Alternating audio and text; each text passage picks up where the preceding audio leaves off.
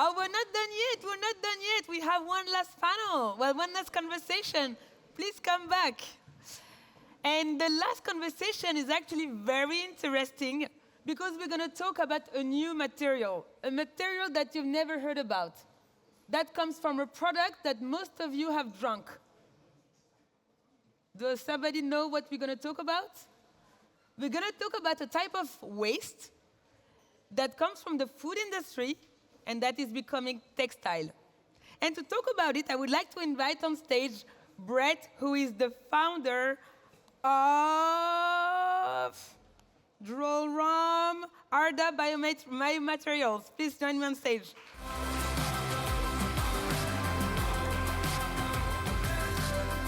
Brett, thank you for being here with us today. So as I said, we're going to talk about a type of waste that you all know, that you may have drunk before, and that became clothes. Brett, can you give us the answer? What are we talking about today? Beer and whiskey. Beer. Who guessed it? No one, I knew it.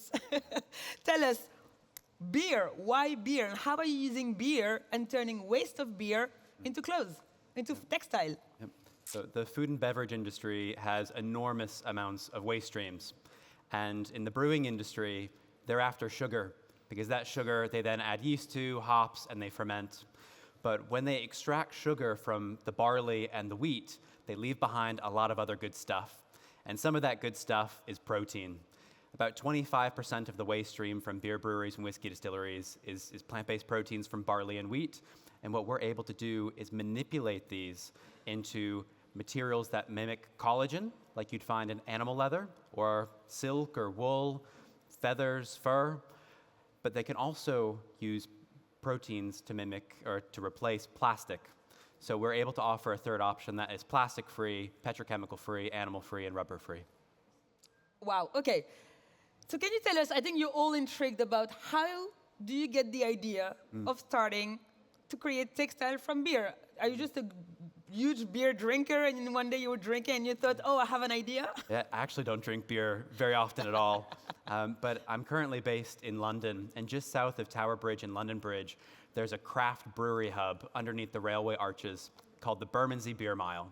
And my co-founder and I, at the time, we lived in Bermondsey, I still do, and we joined this program. It's kind of like Love Island meets Shark Tank. So you go to find a co-founder, and if you're lucky, you can get investment alongside.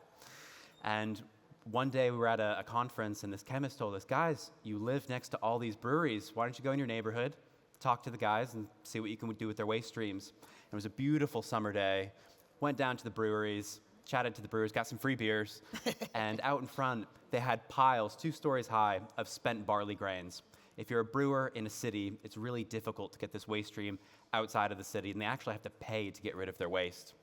And after examining what was inside, there's oils and lipids, there's protein, there's cellulose, we realized that there's all of these materials that are made of proteins, and what if we could use plant proteins to make these materials instead of animal proteins? And the beer breweries were kind of a not so fit on paper, but the deeper you look into it, it's remarkable. Breweries are found everywhere in the world, aside from places like the Middle East. So can you imagine someday using breweries as industrial hubs to produce textiles, adhesives, coatings, food products in Germany, in France, in Japan, Australia, and beyond? So beer is a new gold. Yes. Yep. So tell us, so you now have this company that you started 2.5 years ago with your co-founder.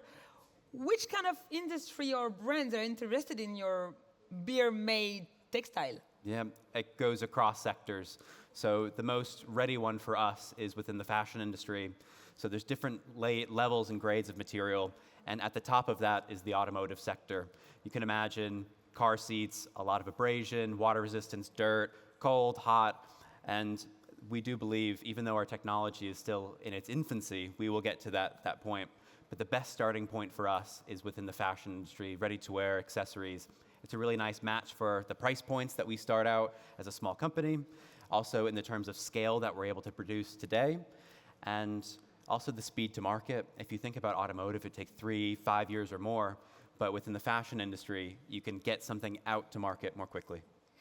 Yes, but I think the fashion industry is going to be a challenging one. I know that I work in the fashion industry, and the luxury fashion still love the leather. Yeah. The real, quote, of course, real leather. So why would they go for your product?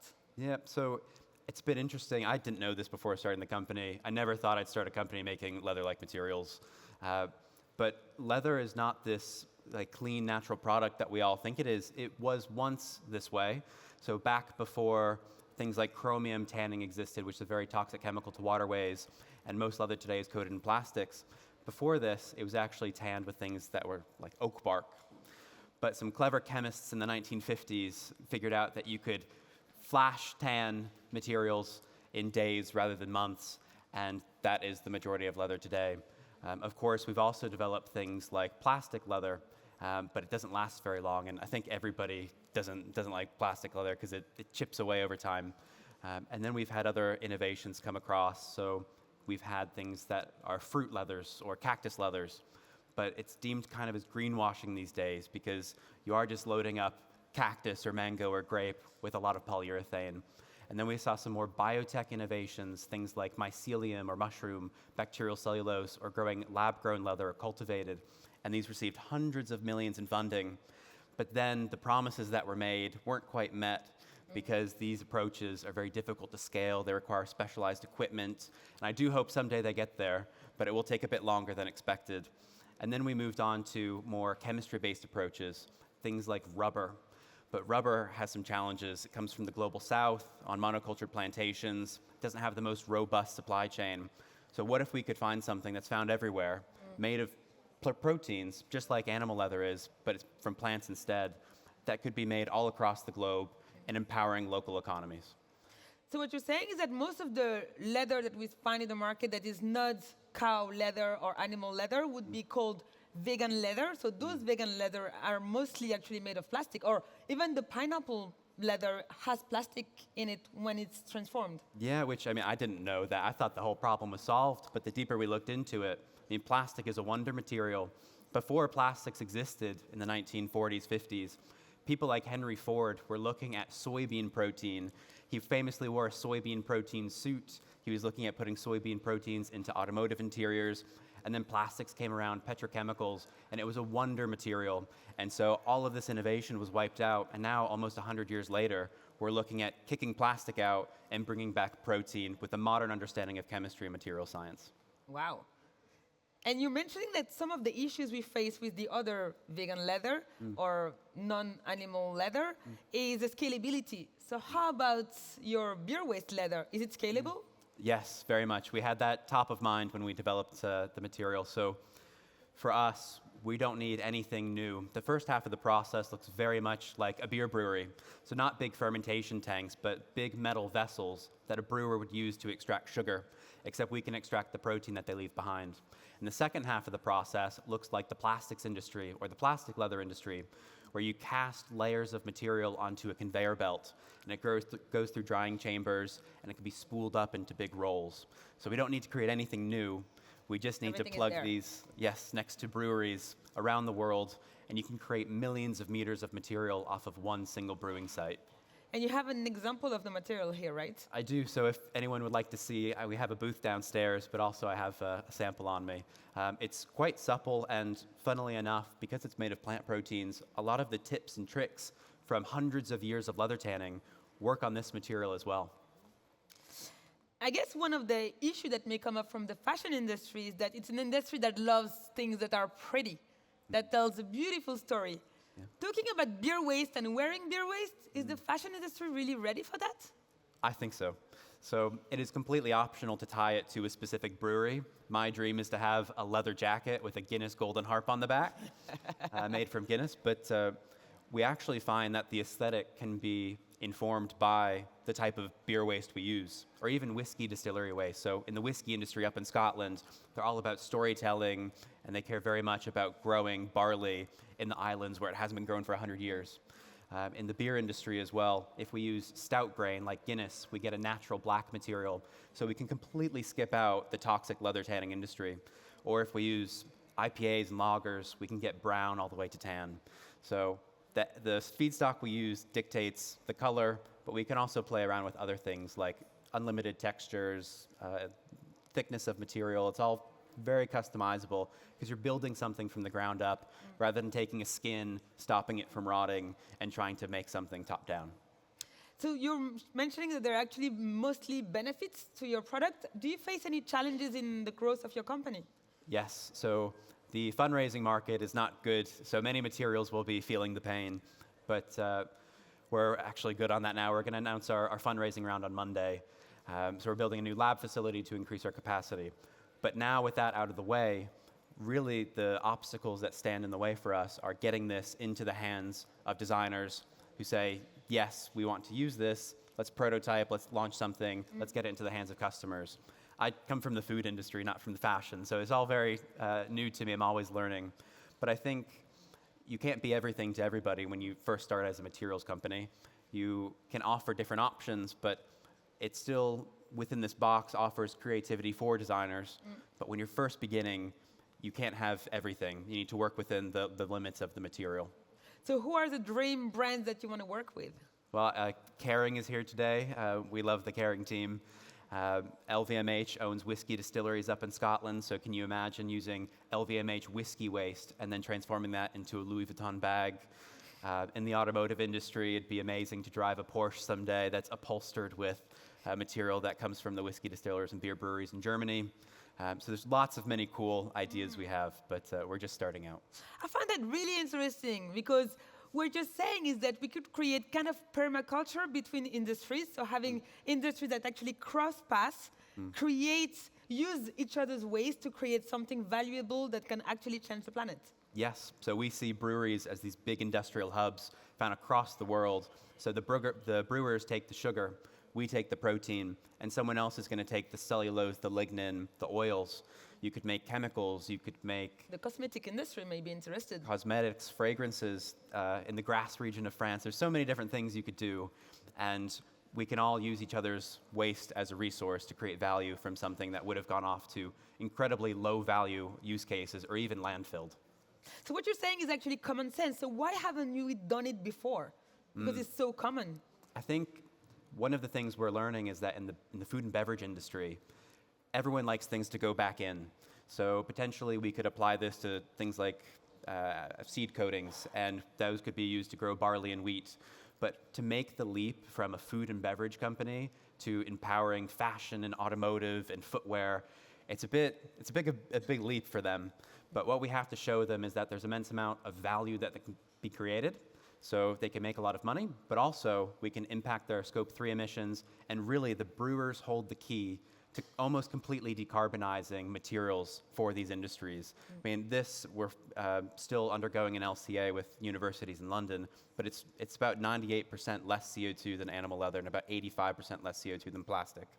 So there are big gains to be made in CO2 emissions, in water, in local supply chains, and much more. And where do you see yourself in 5 years? Hopefully we'll have our first factory, making millions of materials, or millions of meters of this material, but also some other ones. So to give some numbers, there's about 2 billion square meters of leather produced every year. This is about enough to cover 600 square miles or 1,500 kilometers, so more than the greater area of London. And off of one brewing site, you could make 5 to 10 million meters. So you just need a couple of these put together to make real impacts and a whole lot of revenue as well for brewers, for fashion, for automotive, and more. So hopefully we'll be able to produce in Europe, but also look at producing elsewhere. So the German automotive industry, French and Italian luxury fashion, Portuguese footwear, and more. If I may challenge you, Ashley earlier was saying that maybe we should stop new products, like new material, producing new materials. What's your take on that? We've built a material system that's built off of animals and plastic.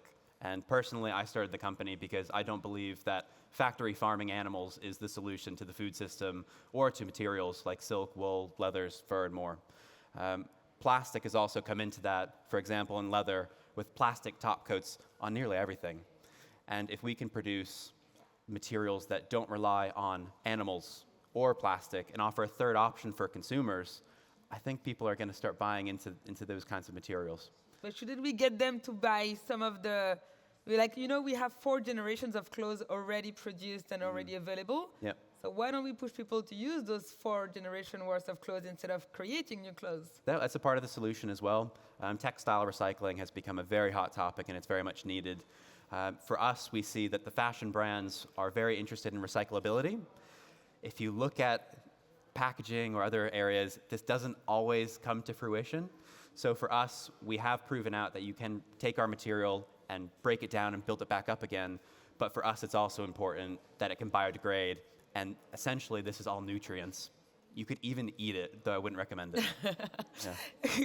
You didn't talk about eating it when we were discussing, but you talked about the biodegradability.